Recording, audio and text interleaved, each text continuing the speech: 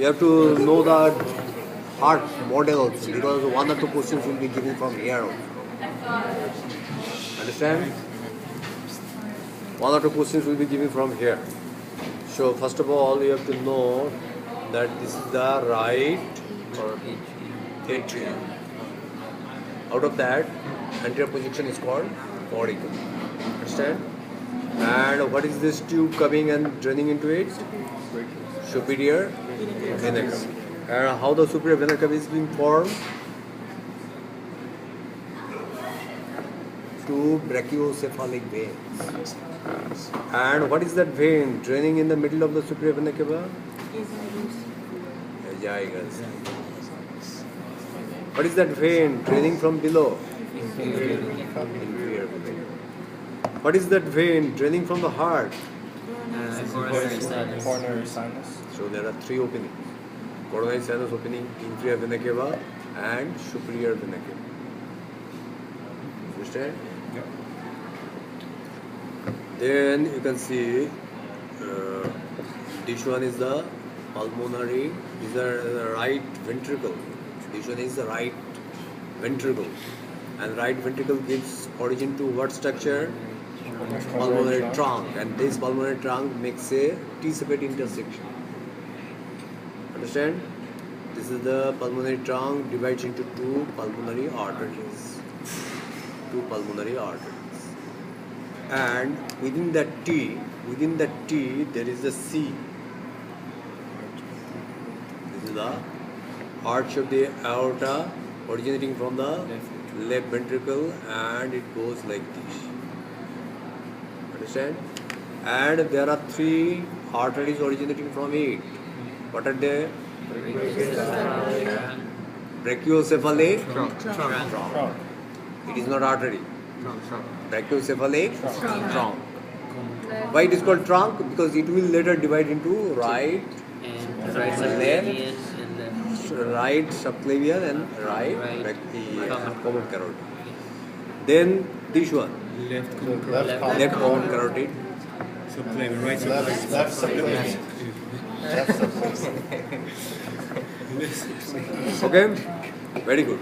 So, it will not only these small arteries and veins, but also these arteries also will be tagged. Now, we are coming behind. What is this chamber? Left atrium. And what are the veins draining into it? So, upper or superior pulmonary veins, inferior pulmonary veins. Understand? Yes. Good.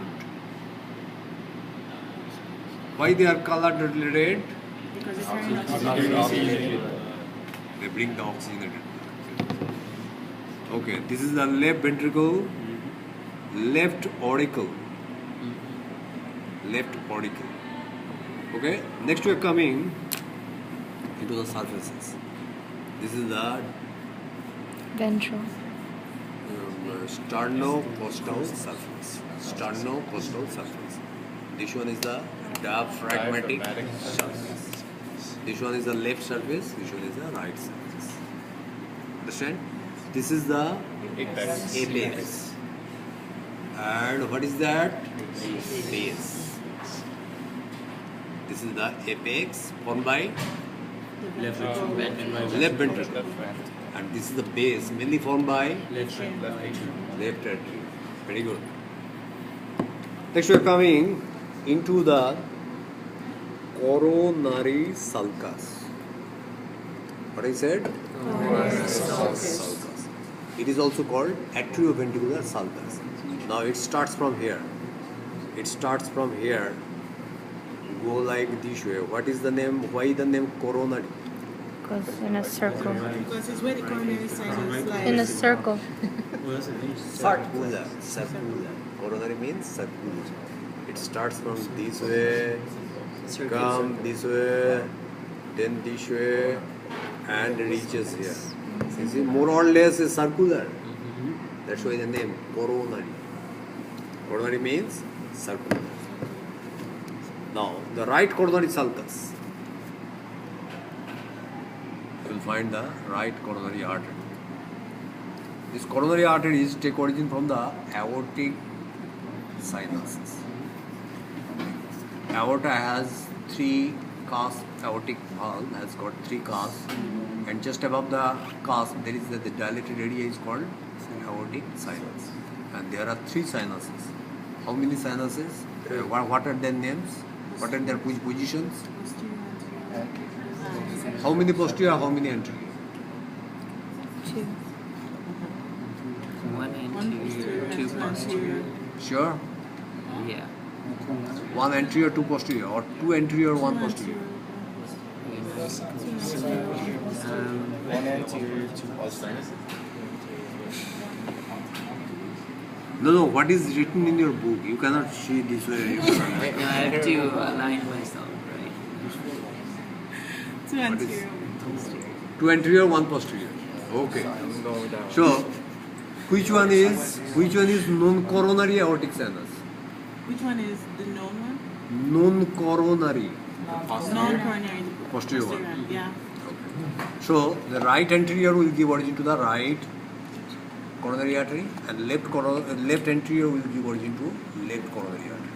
And this coronary artery, it will, after originating from here, it will give atrial branch, ventricular branch, atrial branch, ventricular branch, atrial branch, ventricular branch. In that way, it will go down.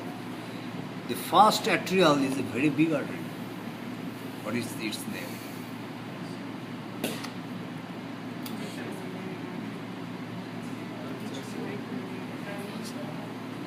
First atrial is a very big artery, sinuatrial artery. It supplies the sinuatrial lobe. Understand? The lower ventricular, look, this is the surface, this is the lower border. The lower ventricular is a big artery. What is its name? Right marginal artery. Accompanied by a vein. A vein will come. Small cardiac vein. Understand? So, the first atrial branch is a very big branch, sinuatrium. The lower left-sided ventricular branch is a very big branch known as marginal, and accompanied by a vein. Okay, now we are going into the diaphragmatic surface. Diaphragmatic surface, here you can see. This is the diaphragmatic surface, and here you can find the posterior interventricular groove. And in that groove, the right coronary artery will give a branch. What is its name? PDA. PDA. Posterior descending artery or posterior interventricular artery. Very good. Accompanied by a vein going up. Middle cardiac vein. Understand? Now, here look very minutely. This one is the coronary sulcus or atrioventricular sulcus going like this way.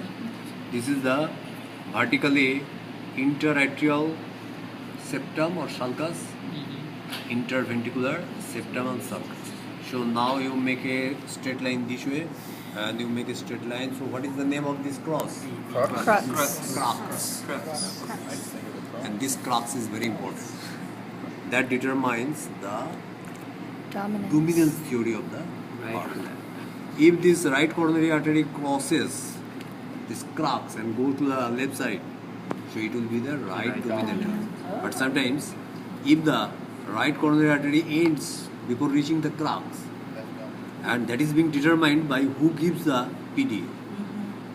If the right coronary artery gives the PDA, It's right. but if the left coronary artery gives the PDA, Left.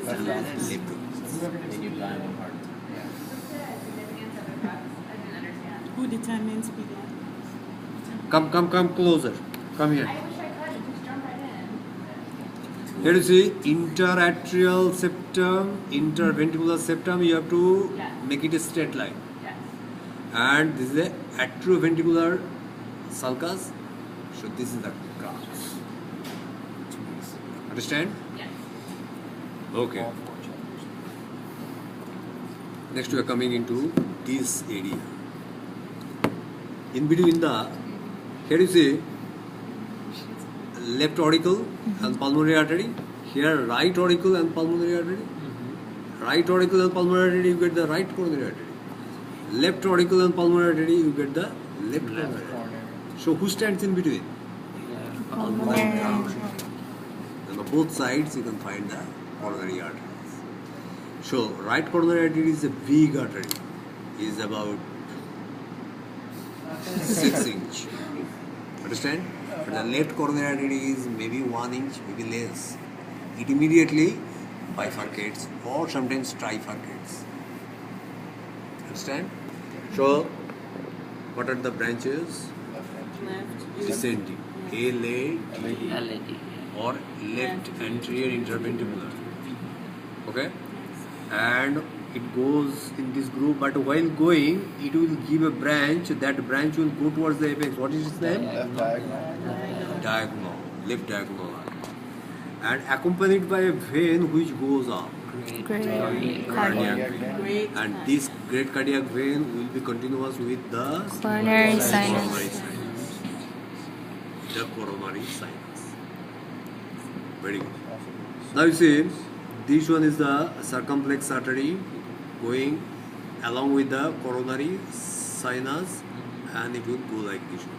But this is the anatomical, this is your anatomical position, and I'm looking from distance. So this is the margin. So if you find any artery coming in this margin, if you find a artery over there, that is not a marginal artery. It must be. So this is his anatomical position, and I'm looking. So what is the margin? Here is the margin. Here is the margin. So that makes the marginal artery.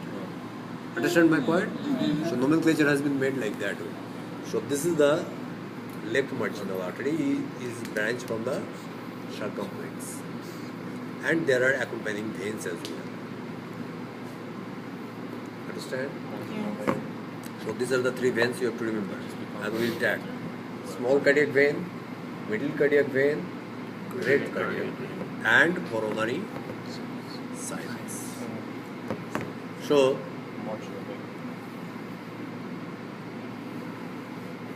okay, now what is this? Right. What is that? Left. Left auricle. Okay, what is their function? Oh, I was gonna Google that last time. Don't say, you had been staying at home. Yeah, I'm not gonna say. Don't say. Function. What is the function?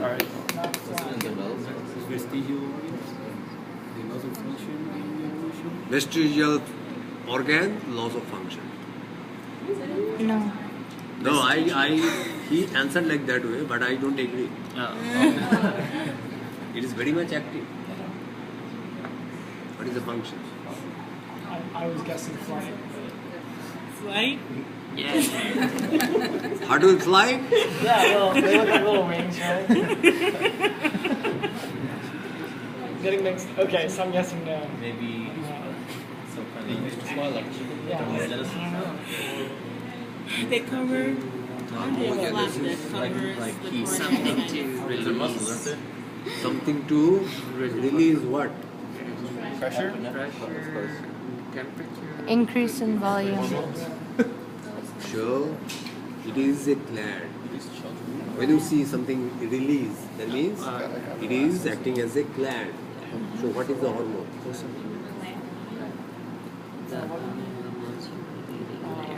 ANP.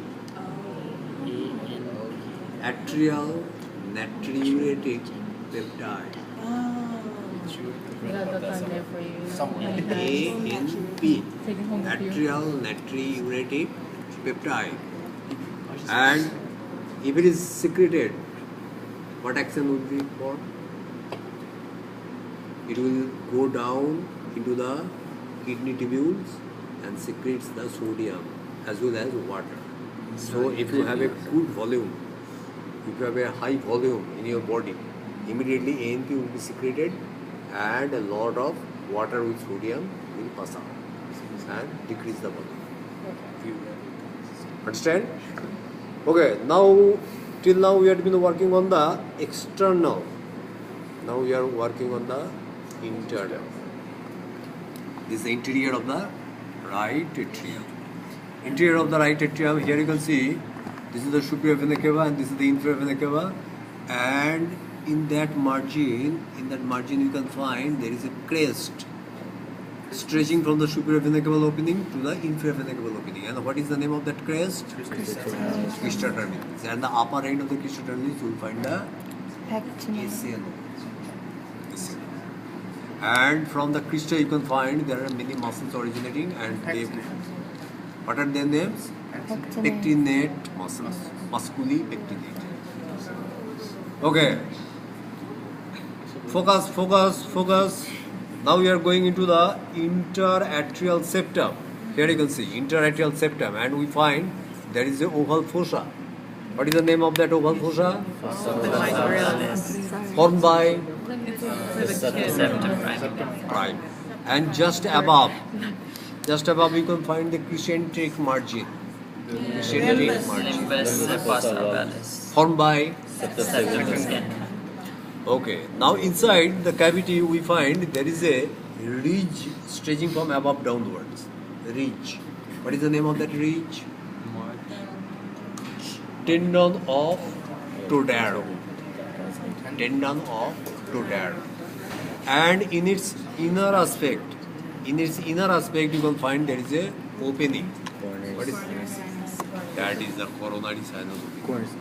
So tendon, coronary sinus opening, and in its side you can see the septal valve, septal cusp of the tricuspid valve. So you find a triangular area, and what is the name of that triangular area? Triangle of Koch. And underneath the triangle of Koch we find AV node.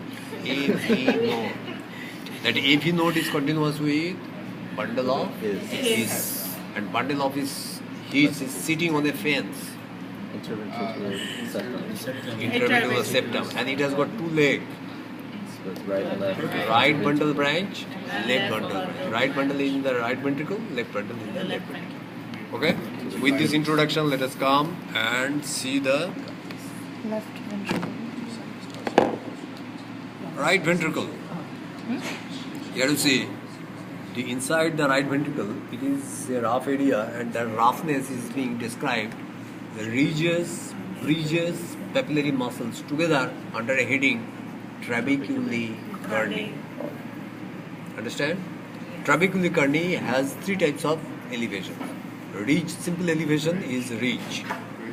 Simple elevation is ridge. If you pass a probe underneath, bridge, and there is a papillary muscles. So, how many papillary muscles in the right ventricle? Three. Anterior, posterior, and septal. And from the muscles, the tendons ramify into tendrils. Those are called the chordae tendini. Anterior papillary muscle gives chordae tendini to what cusp? Anterior, posterior, septal. Only two. Anterior and posterior. Posterior will give, Posterior, septal. septal will give. Septal and anterior. Very good. And this arrangement has been made because if any of them is paralyzed, the other two can manage the closure and opener. Yeah. Now you have to identify a bridge from the septal wall to the base of the anterior papillary muscle. Look here. What is its name? Moderator band. And what structure is passing through the substance of the moderator band? Right bundle branch. Not Can you his. show it again? Right bundle branch. Can you Bundle show- of his is dividing into two branches. Right bundle branch. And then it ramifies into Purkinje fibers. Okay? And in the left ventricle you find there are two muscles, anterior and posterior muscle, and similarly they divide and attach into the anterior cusp and posterior cusp. Okay?